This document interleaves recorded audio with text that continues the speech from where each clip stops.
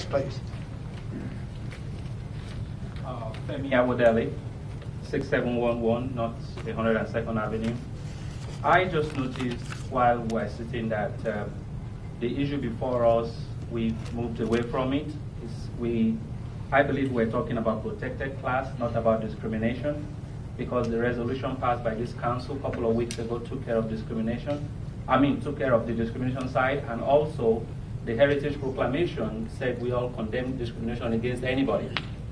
What's before us is protected class. Should we create a protected class for the LGBT community? And, or should they, under the law?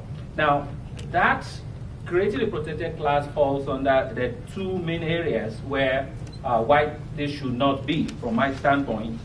The first one is the religious freedom conscience clause standpoint, and a lot of pastors have spoken to that. I will not do it. It's just important to note that the Heartland Inclusion Clergy said that they speak for the church, but I'm happy that the body of Christ in Omaha answered that question adequately with the number of people.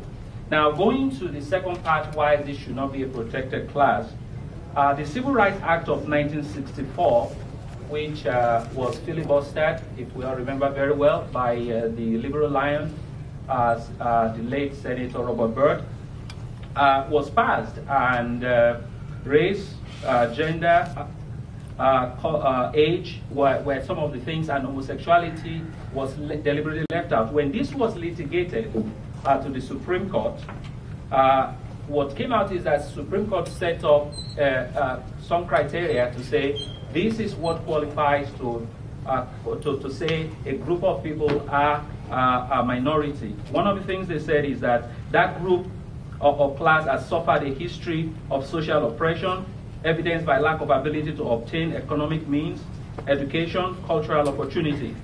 Another criteria is that an entire class must exhibit obvious, immutable, unchangeable, and distinguishing characters like color, race, gender, and the third thing was that they said the entire class clearly demonstrates political powerlessness. Those are the one of three things that Supreme Court said. Now, let me just say why that is, why we should not create a protected class. The survey done by UNMC, 71.8% are employed in the LGBT community in Omaha. 6.9% own their own business. 50% make more than $50,000. 70% have a post-secondary education. The black people did not have this in 1964 when the Civil Rights Act was passed. Number two, there is a difference in sciences. There's something called hard science or physical science. There's something called behavioral science, and there's social science. I'm a social scientist. I'm married to a behavioral scientist. There is absolutely no evidence today, as I speak before you, that DNA, that there's any hard science that LGBT community. Sir. Okay. Thank you. Thank you. I'll email it.